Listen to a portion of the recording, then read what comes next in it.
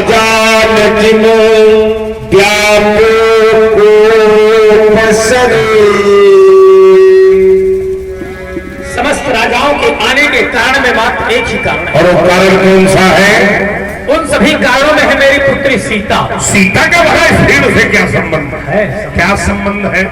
एक समय क्या हुआ था?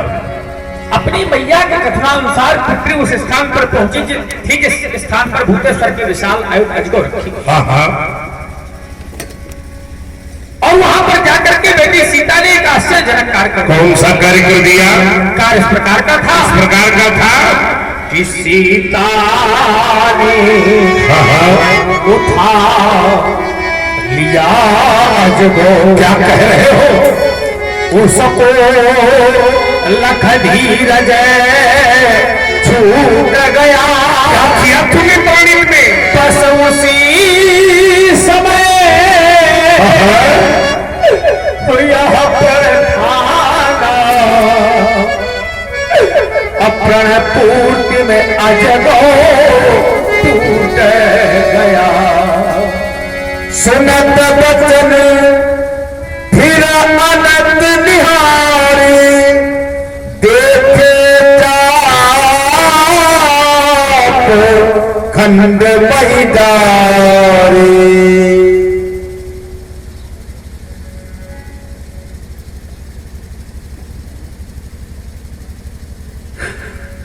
श्रद्धा का इतना बड़ा ह्रास, श्रद्धा की इतनी बड़ी अवनति मैंने आज से पहले अपने जीवन में कभी नहीं देखी। सोचो, जिसे मैंने भगवान शंकर के वामहस्त में देखा, जिसे मैंने माता गौरा के हाथों से श्रृंगार देखा, जिसे मैंने गजानन और खजानन के हाथों में खेलते हुए देखा, अरे जिसे मैंने जनक की रंगशाला में पूजित पुष्पित और आच्छादित देखा हो, आज चाप खंड महिला। अरे मैंने तो यह सुना था, मैंने तो यह जाना था कि जब किसी मूर्ख से मूर्ख व्यक्ति के घर में भी कोई मरता है ना, ध्यान देना, तो बुरे से बुरे व्यक्ति को भी अंतिम समय में लोग सम्मान सहित सैया दान देते हुए शमशान ले जाते हैं।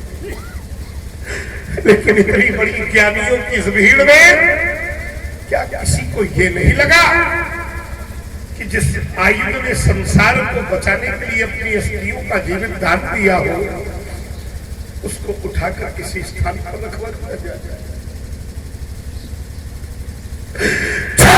नदियां है तेरे राज्य में, क्या कहीं इसको विसर्जित नहीं करवा सकता था? क्योंकि सिद्धांत है संसार का, जो आया है सो जाएगा, कष्ट जाने का नहीं।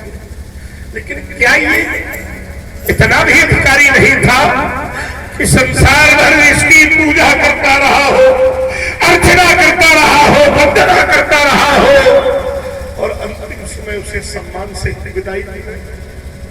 बुरे से बुरे व्यक्ति को सम्मान लोग अंतिम समय देते हैं, लेकिन जनक तेरी ज्ञान सभा में सबकी मति मूढ़ हो गई, किसी ने उसको उठवा कर नहीं रखा। याद करो दिन जब संसार के अस्तित्व पर ही खतरा था, सारे लोग तेरे सामने भिखारी बन गए थे और संसार को बचाने के लिए तूने अपनी जीवित अस्थियों का दान कर दिया था। आज वही स्वार्थी लोग हैं, इनको बचाने के लिए तूने अपनी जीवित हड्डियों का दान दिया था, और आज यही लोग तेरे न रहने पर सहनाइयां बजा रहे हैं। कैसे सहन कर लेता भोलेनाथ?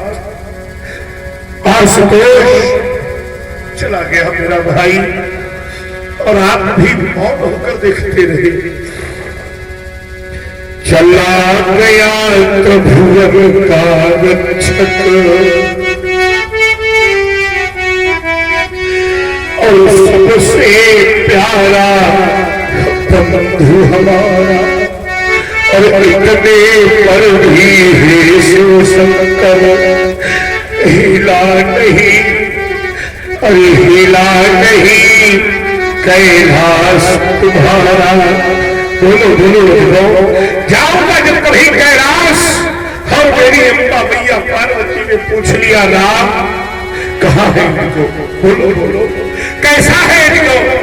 तो क्या उस समय मैं मेरी मैया से यह कह दूंगा कि माँ तेरा इनको इस संसार में नहीं क्या उत्तर दूंगा मैया को? नष्ट हो गई तेरी ठाठी, तुम तो चले गए और चल रही मेरी छाती नहीं।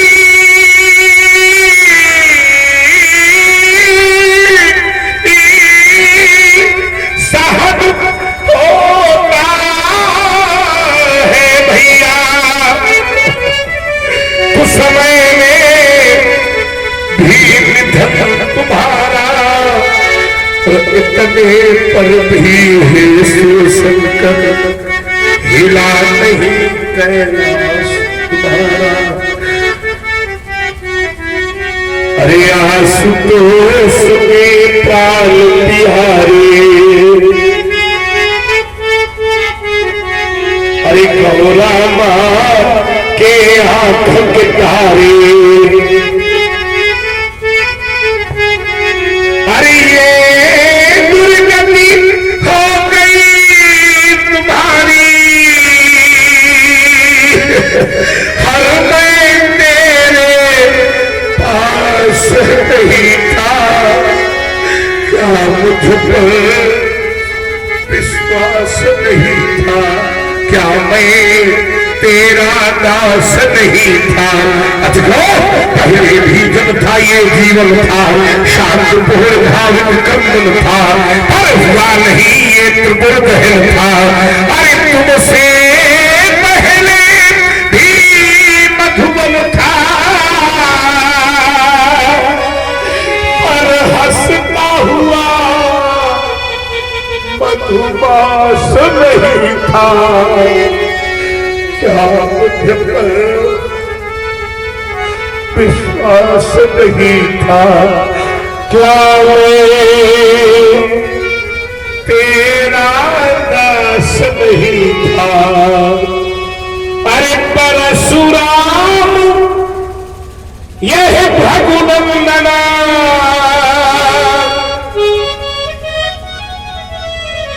क्या मैं तेरा दास नहीं था?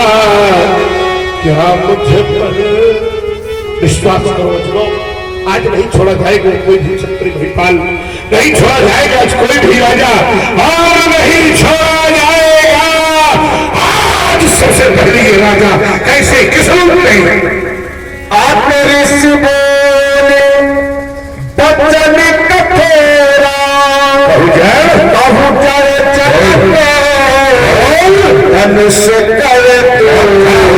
समस्या का समाधान नहीं होगा। बोल बोल आज तेरे जीवन का उद्देश्य कि मौन होकर अपने जीवन को बचा सकता हो, तो तेरे जीवन की सबसे बड़ी भूल होगी। क्यों?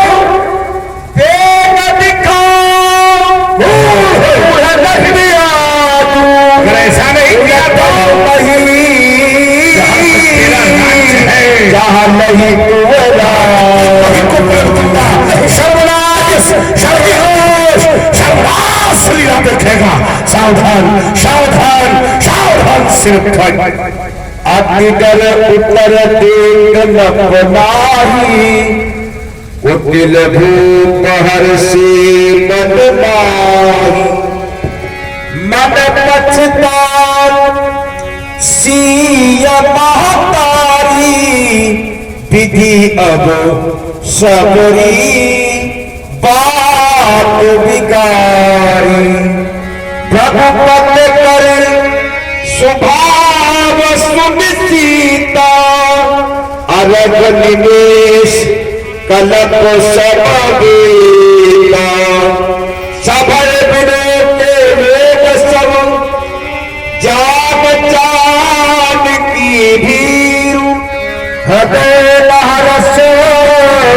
विषाद कछु बोले श्री रघुवीर। हे देवता, श्री शंकर जी के धनुष को तोड़ने वाला आपका कोई एक दास है? ऐसा नहीं हो सकता राम। नाथ शंभु धनु भंजन हारा होई के दास तुम्हारा, होई के दास तुम्हारा। शिव धनुष तोड़ने वाला ही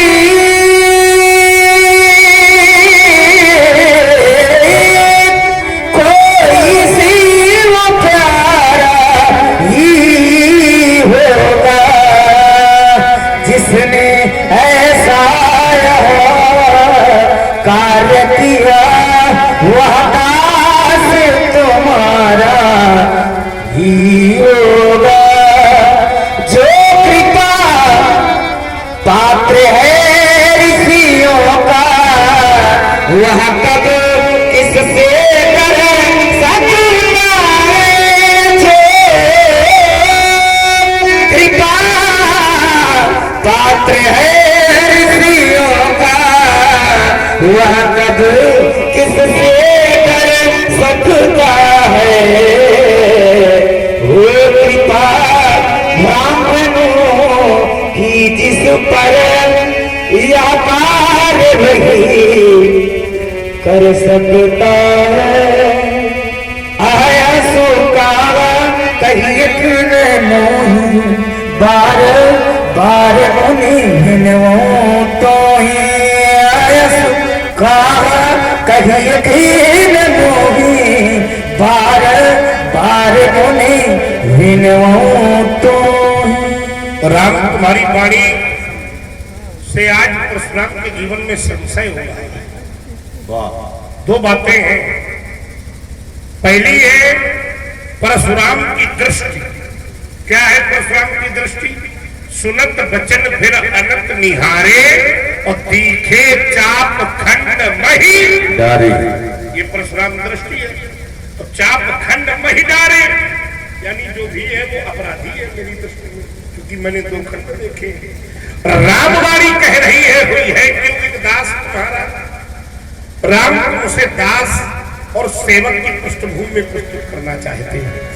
तो विचार करना, चलो हम अपनी बात पीछे किए ले रहे हैं।